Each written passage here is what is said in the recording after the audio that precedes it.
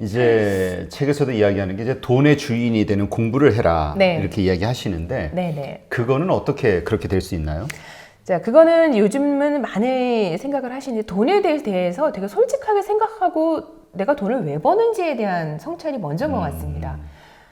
흔히 그냥 돈이 많으면 되지 무슨 공부할 게 뭐 있어 일단 모으고 생각해 라고 저희가 생각을 하죠. 그렇죠. 그런데 이 어릴 때부터 요즘은 금융교육을 많이 시키잖아요. 네. 그래서 부자들도 왜 빌 게이츠도 자기 애들 용돈을 준대더라, 뭐 빠듯하게 키운대더라, 혹은 스마트폰을 보는 것도 삶을 통제하게 하기 위한 수단이잖아요. 이렇게 통제한대더라 라는 얘기를 듣고 와 정말 그럴까 싶었는데 제가 보는 분들도 마찬가지였어요.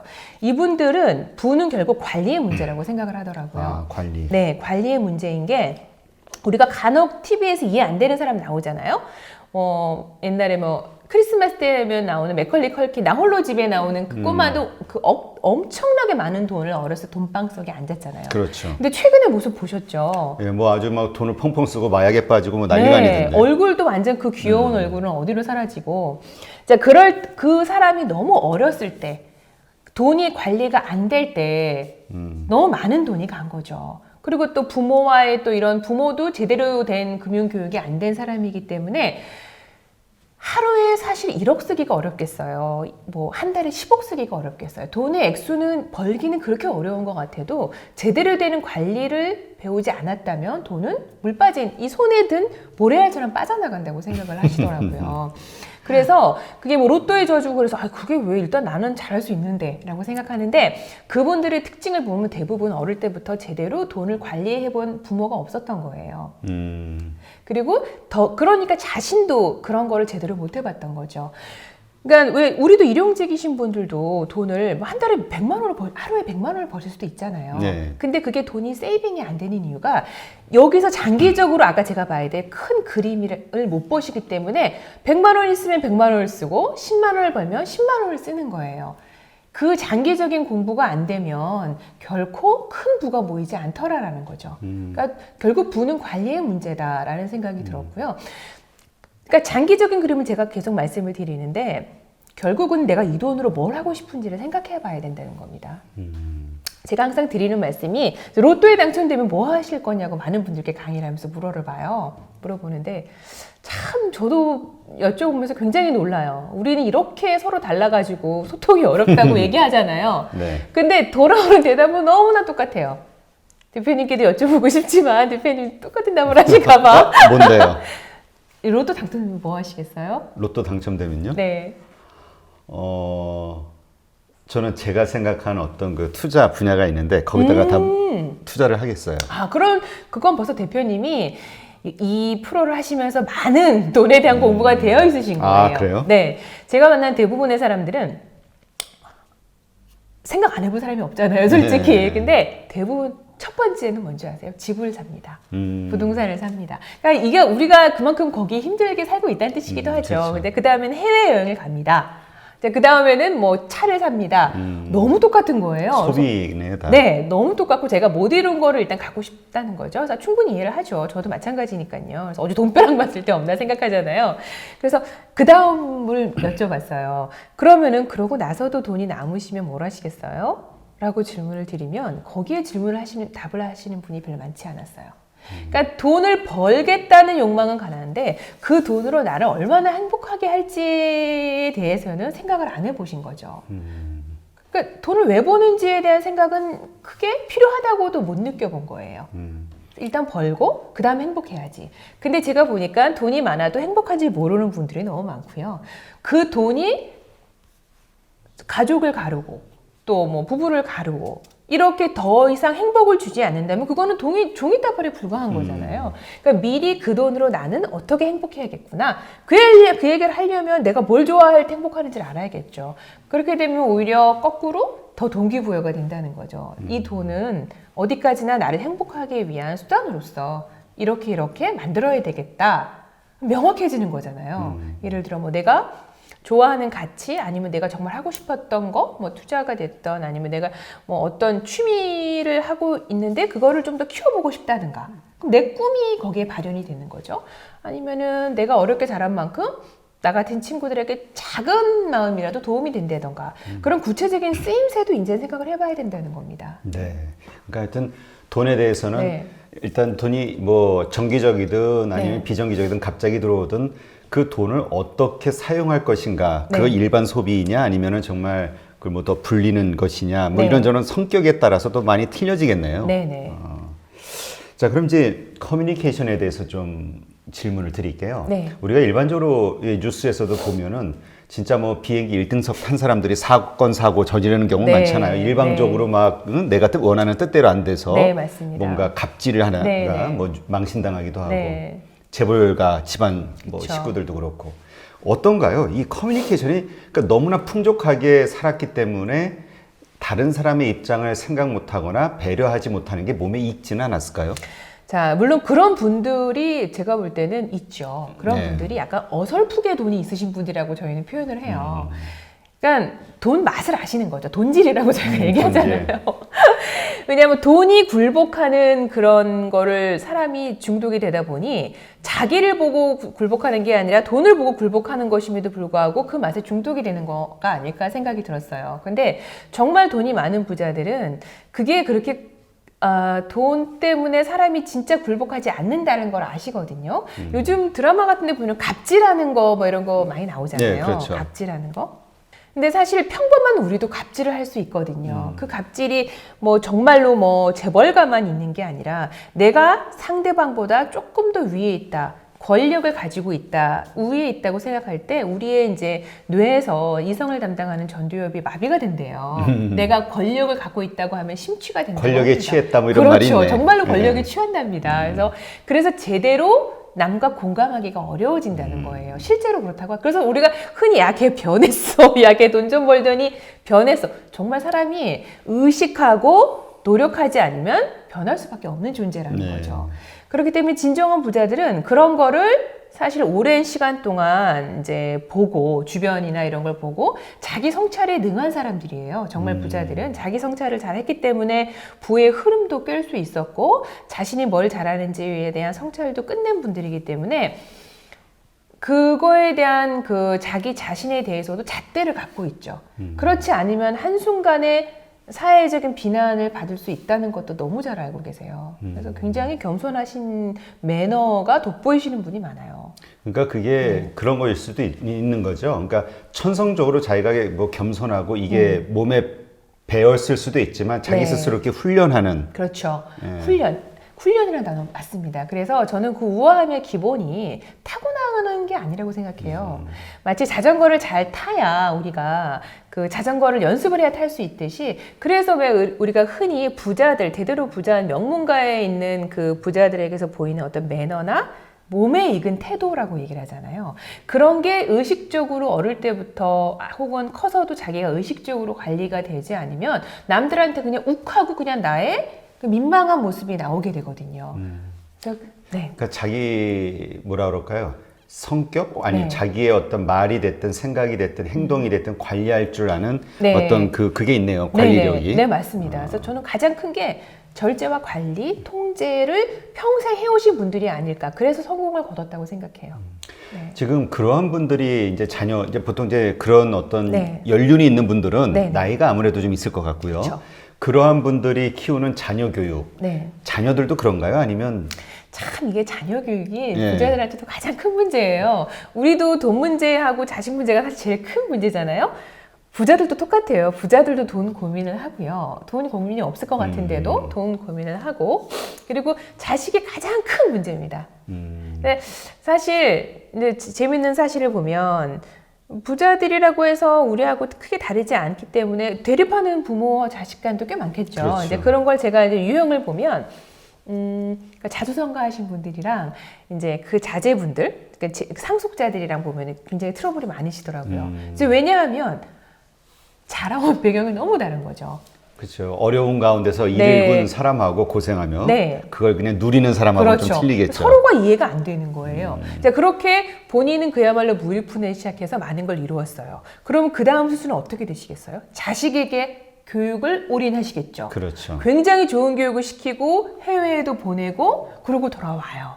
그럼 이제 내가 알던 아들과는 조금 달라져 있겠죠. 막 서양국 문물도 많이 보고 트렌디한 것도 많이 보고 그러니까 아버지가 그렇게 옹색해 보일 수가 없는 거죠. 돈이 있는데도 쓰지 못하고. 아들 입장에서 그렇죠. 자녀 입장에서는 그렇죠. 그리고 아버지 입장에서는 당최 얘는 뭘 하려는 건지 열심히 하는 게 없어 보이는 거예요. 왜? 당연하죠. 본인은 결핍이 많았으니까 굉장히 성취 동기가 높았겠죠. 근데 솔직히 다 주어졌는데 날마다부터 금수로 물고 태어났는데 결핍이 없으니 그렇게 악착같이 안 보일 수도 있는 거예요. 그러니까 부모가 볼 때는 맨날 돈 쓸 궁리만 하는 걸로 보이는 거고. 맞아요.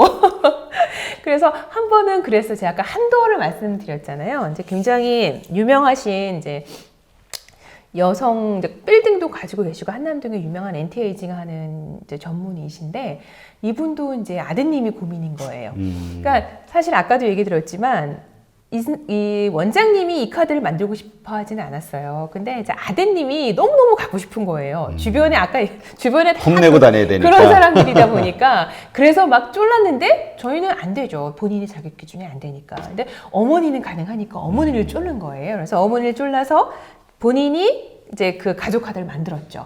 그러고 나 쓰는 건 이제 본인이 주로 쓰는 건데 이제 한도가 되게 높다고 말씀드렸잖아요. 한 3억, 2억 뭐 요청하시고 맨 처음에 이렇게 드렸는데 이제 시간이 될 때마다 어머니는 저한테 전화하세요. 원장님은 혹시라도 이거 잊어버릴까 봐 난 부담된다고 이거 좀 줄여달라고 한도를 맨날 저한테 요청하세요. 이걸 모르고 아드님이 여자친구랑 같이 외제차 매장에 간 거예요. 보기 좋게 매덕을 긁으려고 했죠. 차 사주려고. 네. 그게 면을 구긴 거예요. 그래서 급하게 막 저희 막 그 콜센터, 저희는 전용 콜센터가 따로 있거든요. 기계가 응답하지 않는 10초 내에 받는. 그래서 그런데 가가지고 한도를 올려달라고. 이게 무슨 일이냐 그랬더니 어머님이 요청하셔가지고 한도를 뭐 1억 이하로 줄였다니까 이거 좀 빨리 해주면 안 되냐고 얘기를 하는데 안 됩니다. 본인이 요청하셔야 됩니다. 그리고 어머니한테 또 말씀을 드리니까 내가 얘 때문에 내가 또 하소연을 막 그렇게 하세요. 내가 얘 때문에 못 사. 맨날 돈 쓸 궁리만 한다고. 그럼에도 불구하고 결국은 져요. 엄마가. 그렇죠. 부모가 결국 져서 막 그렇게 하소연하시면서도 뭐 다시 또 올려주고. 그러니까 결국은 엄마랑 자식이랑 서 있는 풍경이 다르니까 바라보는 풍경도 다른 거죠. 그래서 그런 갈등들을 꽤 많이 봅니다. 네. 그렇군요. 네. 자, 그러면 네. 이제 그러한 그 부자들 입장에서 네.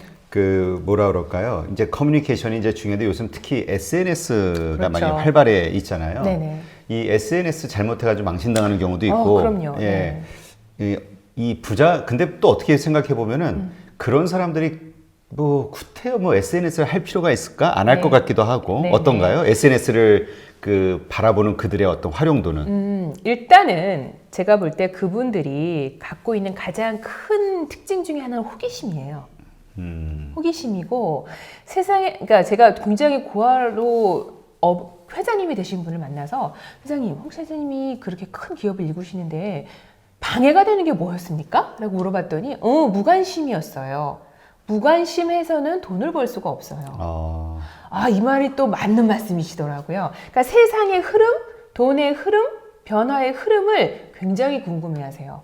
그래서 SNS도 사실 그거의 연장이죠. 세상이 바뀐다는데. 그러니까 잘은 못 하시더라도 그거를 늘 하시려고 마음을 두고 있어요. 근데 이렇게 뭐 연세가 있으신 분은 아무래도 뭐 젊은 애들처럼 막 열광하지 않을 그렇죠. 것 같지만 그래도 얼리 어댑터인 분들이 그래서 많으시거든요. 새로 나오면 해보시는 거죠. 이게 과연 나한테 맞는지 안 맞는지. 과연 그리고 이게 왜 시대를 여기서 돈을 벌 게 뭐가 있는지. 그러니까 사실 요즘 그러잖아요. SNS 유튜브의 시대라고 해서 누구나 다 유튜브에서 돈을 버는 건 아니다. 유튜브 하는 사람에게 필요한 걸 팔 수 있는 게 뭐가 있는지로 돈을 번다. 뭐 이런 것처럼 그게 유행을 선도한다면 그것 때문에 벌 수 있는 돈을 그 가지수를 고려하시더라고요. 굉장히 호기심이 많으신 분들이었어요. 네. 그래요. 그러면 네. 그러한 분들의 지갑을 열려면 그분들에게 그쵸. 그러니까 뭘 건드려줘야 되는 건가요? 그게 굉장히 어렵습니다. 네. 저희가 사실 그게 굉장히 어려움이었고, 저희 부서 이중에 어려움이 있었어요. 저희 KPI, 저희가 회사에서 저희 부서가 갖고 있는 KPI는 회원 수도 늘려야 되지만 네. 기준이 있기 때문에 오는 분들을 주로 거절하는 게 저희의 역할이었거든요. 그러니까 굉장히 이중고잖아요. 근데 이분들은 어떻게 해야 여기 들어오게 만들까? 근데 그들이 가진 가장 큰 또 특징 중에 하나는 그들만의 리그라는 문화가 자기들만, 있거든요. 그러니까 서로 네. 인정해 줄 만한 사람들끼리 네. 모이는 거. 네. 그게 안 되면 사실 카드가 아무리 싸도 안 오는 거예요. 아무리 비싸도 그게 된다면 오시는 거예요. 사실 그래서 그 VVIP 카드의 포문을 연 거 현대 블랙카드였는데 현대 블랙카드랑 삼성 라움카드랑 두 가지를 다 갖고 계신 분도 무지 많았다는 거죠. 그리고 그들의 리그는 굉장히 좁기 때문에 이미 알고 있어요. 특히 자제분들은 동네 형아였던 거예요. 동네 형아였고 일타 강사로 같이 묶였던 거고 과외할 때, 그리고 유학 갈 때는 같이 아파트 얻어서 유학 같이 가고 또 돌아와서 같이 동문으로 엮이게 되는 그들만의 리그를 형성해 주는 게 중요하고요. 그래서 그 오프라인 행사를 추진할 때는 굉장히 신중해야 되죠. 왜냐하면 같은 테이블에 앉힐 때도 굉장히 비슷하신 분들 너무 불편하시면 안 되잖아요. 그리고 내가 이분이 저런 분하고 나하고 같이 앉기 싫은데 그런 분을 받는 순간 그 모임은 깨지는 거예요. 그러니까 저희가 신중할 수밖에 없는 거죠. 그러겠네요. 네. 그래서 한 번은 돈만 아는 부자들도 전화를 막 해요. 저희 쪽으로 막 뭔가를 소식을 들으신 거죠. 그래서 저희가 사실은 광고를 저희 카드 이름이 라움카드였는데 이름을 못 들어보신 이유가 있어요. 매스 마케팅을 안 했거든요. 그럼 어디에 마케팅을 했겠어요? 전부 인맥으로 구전으로? 근데 그것도 있고요. 일단 홈페이지에도 맨 처음에 올려놓지 않았어요. 그리고 나중에는 이미지만 올려놓고 결국 우리 부서로 인입이 돼서 저희 부서에서 이제 1대1 개별적으로 이제 핸들링을 했는데 그분들이 뭐 많이 가시는 곳, 퍼스트 클래스에서 보시는 잡지에 광고를 한다던가. 그들의 철저하게 타겟 통로. 마케팅이었던 거죠. 모든 분들에게 솔직히 알려도 그게 구매력이 있을 수 있는 카드도 아닐 뿐더러 들어오실 수도 없는 카드니까요. 그래서 보통 그런 식으로 많이 했는데 이제 우리나라에도 클럽 문화 혹시 그 고종이 만든 사교 클럽이 어떤 건지 아세요? 잘 모르겠는데. 이제 우리나라에 가장 오래된 그 서울 클럽이라고 장충동에 있어요. 근데 이게 연회비는 한 뭐 1억 뭐 정도가 된다고 해도 7천, 뭐 8천 정도 되는데 들어오실 수가 없어요. 웨이팅 리스트가 너무 길고 거기에 그야말로 다 있으세요. 네, 되게 많으세요. 근데 그렇게 몇 가지의 그런 멤버십들이 있겠죠. 그 멤버십에 대부분 두세 개는 가입되어 있다는 공통점이 있습니다. 그 이유가 자 대부분 재벌 2세던 뭐 아니면 대통령의 며느리던 뭐 여러분들이 있어요. 자제분들이 어릴 때부터 거기서 같이 컸는데 외부인이 들어올 수가 없거든요. 그야말로 회원들만 들어올 수 있는 공간이기 때문에 거기서 자연스럽게 교육 얘기도 나오고 유학 얘기도 나오고 또 무슨 뭐 사업 얘기도 같이 골프 여행을 떠나시기도 하고 철저하게 그들 안에서 이제 유지가 되는 동질성을 회복하려고 하는 가지고 가시려고 하는데 이분들이 근본적으로 이제 남을 잘 안 믿거든요. 처음에는. 아, 그래요? 네, 굉장히 남 믿기가 어렵죠. 우리가 일반적으로는 그 성공하려면 그 상대를 믿어라. 네. 그 다음에 네. 믿기 시작하면 완전히 믿어라. 네, 맞습니다. 뭐 이런 말 하잖아요. 네. 의심하지 말고. 네, 그래야 네. 그 사람의 모든 잠재력을 다 끌어낸다. 맞습니다. 그것도 책에 있는데 네. 그렇지만 처음부터 믿지는 않습니다. 그게 차이예요. 그러니까 왜냐면 불안하죠. 이 사람이 자기한테 잘해주는 게 나의 돈을 보고 잘해주는 건지. 그리고 솔직히 돈이 그렇게 많으면 보수적일 수밖에 없지 않겠어요? 지킬 게 많으니까. 관리를 해야 되니까. 그렇죠. 그런데 일단 그래서 인맥에 의한 뭐 이런 게 굉장히 많아요. 그러니까 내가 사람을 새로 소개받는 것보다는 내가 믿는 뭐 이 대표님이 오래 거래하시던 분이에요. 그러면 정말 그거부터 더 믿을 수 있는 건 없거든요. 그래서 인맥에 대한 세일즈나 이런 게 굉장히 많이 일어나는 곳이에요. 그래서 처음에 제대로 인맥을 관리해 놓으면 오히려 오히려 나에게 고마웠던 거를 반드시 보답하시려는 분이거든요. 그래서 아까 말씀하신 것처럼 신뢰를 주고 그 사람한테 좋은 관계를 유지하고 퍼주는 거는 그 다음 단계 수준인 거예요. 거기까지 가기 위해서는 일단 신뢰를 얻어야 되겠죠. 자, 이렇게 그 부자의 입장에서 생각을 해보면 네. 그럴 것 같아요. 내가 가진 부 혹은 나를 활용해서 뭔가를 이루고 싶은 정말 많은 사람들이 네. 다 올 거 아니에요. 그렇죠. 그리고 그러니까 상대는 내가 처음이겠지만 나는 맞아요. 그러한 사람들을 수도 없이 만나면서 네. 이런 경험 저런 경험하면서 나름대로의 어떤 네, 네. 그 기준이 생길 것 같아요. 네, 그리고 맞습니다. 마음의 문도 이렇게 확 닫힐 것 같고. 그렇죠. 네. 이걸 어떻게 여냐? 그렇죠. 이게 참 쉬운 게 아닌데. 그게 쉬운 게 아니죠. 그리고 또 그분들은 경제관념 투철하다고 말씀드렸잖아요. 1+1에도 유혹되지 않고 뭐 이렇게 오늘만 할인 이런 거에도 절대 유혹 당하지 않습니다. 거기다가 사람도 쉽게 믿지 않고 그러면 저희로서는 정말 난공불락인가 싶잖아요.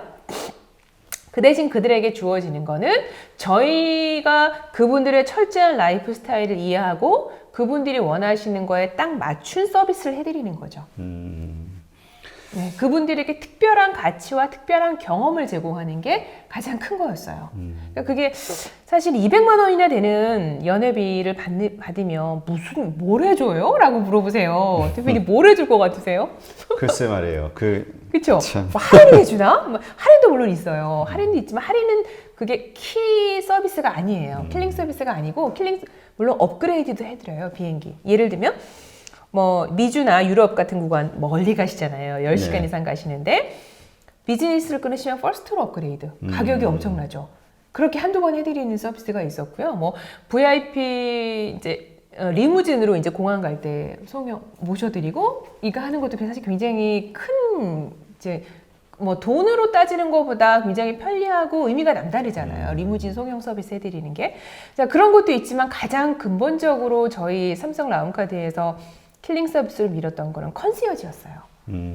자, 컨시어지 요즘에 많이 들으실 거예요. 원래 호텔에서 이제 컨시어지 데스크가 있었죠. 예. 뭐 원래 컨시어지의 의미는 뭐 집사 서비스, 뭐 비서 서비스 이렇게 많이 알고들 계실 거예요. 뭐 그래서 은행이든 백화점이든 금융권이든 다 컨시어지를 많이들 하시는데 백화점 그러니까 호텔에서도 많이 하시는데 사실 컨시어지의 기본은 제가 볼 때는 이렇게 비유하고 싶어요. 일반 서비스가 뭐 할인이나 이런 서비스가 맞춤복이라면 이거는 기성복인 거예요. 서비스 방향이 다른 거죠. 맞춤복은 아무리 비싸고 그래도 내가 거기로 가야 되는 거고요. 컨시어지는 내가 원하는 게 서비스가 되는 거예요.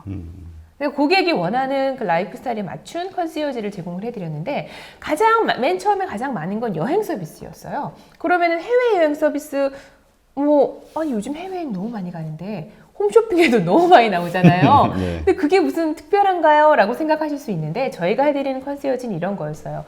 내일 갑자기 파리로 출장을 가게 됐어요. 비즈니스 트립을 가게 됐는데 남들 다 가는 뭐 파리 리츠칼튼 호텔 말고 뭐 센강이 잘 보이는 부티크 호텔, 어떤 뭐 인테리어를 해주신 원하는 부티크 호텔에서 또 뭐 저녁에는 뭐 미슐랭 레스토랑을 예약할 수 있으면 예약해주고 그다음에 센강이 잘 보이는 저녁엔 에펠탑에서 식사를 할 수 있도록 예약을 해주세요. 자, 이런 거는 솔직히 능력이 안 될 수도 있고요. 그냥 그쪽 현지랑 계속 조율을 해야 되는 문제잖아요. 네, 그렇죠. 그렇기 때문에 아무나 해줄 수 없는 거거든요. 대부분 또 비서실이 있으세요. 대기업들은 다 비서가 여럿이 있잖아요. 네. 그런데 비서라고 해도 이게 영어의 문제가 외국어의 문제가 아닐 수 있거든요. 그 인맥과 네트워크가 필요한 경우도 있어서 그럴 때 컨시어지 서비스를 해드리면 굉장히 만족도가 높으시죠. 그렇군요. 네. 근데 성공하려면 네. 이 부자들의 특징이 네. 주변 사람들을 잘 둘러본다 이렇게 말씀하셨거든요. 네네. 이유가 뭔가요? 제가 보니까 결국은 인간관계에서 이기는 사람들이, 그러니까 인간관계를 남기는 사람들, 많던 많지 않던 내 편을 남기는 사람들이 성공을 하더라고요. 그러니까 신복이라고 볼 수도 있죠. 어떻게 보면은. 그런데 물건을 뭐 작은 걸 하나 볼펜을 팔아서 뭐 부자가 됐건 아니면 뭐 진료를 해서 부자가 됐건 결국은 부자는 남이 만들어 주는 거더라고요. 내가 잘해서 할 수 있는 거는 학교 다닐 때 시험 성적이 다였어요. 결국은 남을 움직여야 부자가 될 수 있는 거고 승진도 남이 시켜주는 거더라고요. 왜 보면은 이렇게 좀 멋있는 리더 네. 그 회장님들 사장님들 보면 뭐 신복한테 막 말은 거칠게 해도 뭔가 막 선물 네. 뭐 큰 거 주고 친데레라 그러죠. 돈 봉투 네. 탁 주고 네. 이렇게 뭐 통 있게 관리하는 그것도 하나의 물론 그런 것도 방법이겠네요. 있죠. 예. 결국은 요즘에 단 그랜트의 그 기버와 주는 사람이 성공한다는 책이 있었잖아요. 거기도 보면은 일반적으로 우리가 사회생활 잘하는 사람들은 자기 거 잘 챙기는 사람. 제 회사 가면 직장생활 잘하겠다. 이런 사람들 있잖아요. 영악하게 자기 손에 안 보려는 사람이 어느 단계까지는 더 올라가는 것 같잖아요. 네. 그런데 제가 만난 정말 성공을 거둔 부자들은 이제 그렇게 테이커로만 해가지고는 올라가는데 한계가 있더라고요.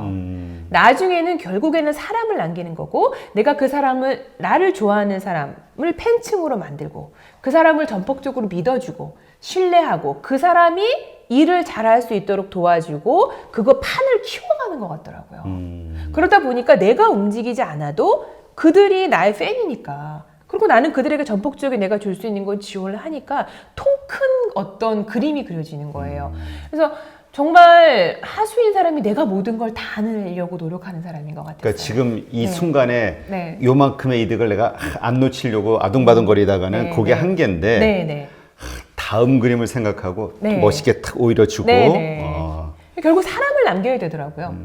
그게 사실 쉽지가 않죠. 사람들이 그쵸, 쉽지 바로 않죠. 당장의 어떤 눈앞에 보이는 네, 이득을 네, 네, 네. 근데 그런 사람들을 보면은 어느 정도까지는 잘 올라가요. 그런데 사람이 안 남아. 그래서 일단 별로 성공을 못 하더라고요. 큰 부자가 되기 위해서는 네. 그것이 이제 뭐 직원이 됐든 뭐 네. 파트너가 됐든 동료가 됐든 네, 네. 뭐 후원자들이 됐든 네. 뭐 팬층이 됐든 네. 나를 따르고 좋아해주는 사람들을 만들어야 된다. 네, 이게 원칙이네요. 네, 그리고 그게 결국 사람 심리에도 능하다고 생각하는 게, 아까 제가 컨시어지가 큰 특징이라고 했는데, 그 컨시어지 요청 중에 부자들의 특징이 또 하나가 있다면 선물을 되게 많이 하세요. 아, 그게 굉장히 큰 특징이었어요. 그래서 선물 보통 우리 많이 못 받잖아요. 그 이유가 있더라고요. 많이 안 해서예요. 그러니까 보니까 그 컨시어지 데스크를 요청하는 게 그렇다고 뭐 거한 선물을 하시는 게 아니에요. 아, 제가 아는 뭐 동호회에서 배드민턴 같이 치시는 형님이 요번에 생신인데 뭐 부담 안 되게 한 5만 원 선에서 뭐 추천해봐 주실래요? 이 정도 선이에요. 그러니까 그냥 고맙다 말로만 하는 게 아니라 정말 작은 선물이라도 마음을 전할 줄 알아요. 그러니까 그게 나중에는 결국 크게 돌아오는 거죠. 네, 그래서 선물을 굉장히 자주 하세요. 그렇군요. 네, 선물 자주 하시고. 저 부자 되고 싶으면 일단 네. 먼저 선물 주변에 맞습니다. 작더라도 네. 자주 하는 어떤 습관을 좀 들여야 되겠네요. 네, 그래야지 상대방한테 본인이 인정받고 있다고 하거든요. 정말 커뮤니케이션 잘 하시는 분들은요, 얘기할 때 정말 내가 네 얘기를 정말 다 들어줄게, 무슨 얘기든 다 해봐, 이런 표정으로 말씀을 하세요. 그리고 너무 막 존중하는 느낌이 드니까 제가 그분께 말하면서도 너무 기분이 좋고 돌아가서도 뭔지 모르지만 하여튼 좋은 기분으로 기억이 되는 거예요. 그러니까 그런 기억이 쌓이다 보면 그분과의 관계가 그분이 요청하실 때 다른 분하고 차별점이 있겠죠. 결국 그런 포인트를 잘 아시더라고요. 야, 내가 그렇구나. 결국 주는 게 결국 나도 크게 받을 수 있다. 이게 굉장히 이론적인 것 같지만 가만히 보시면 주변에 사람이 많으신 분들은 먼저 베푸시는 분들이에요. 그렇군요. 네네. 네.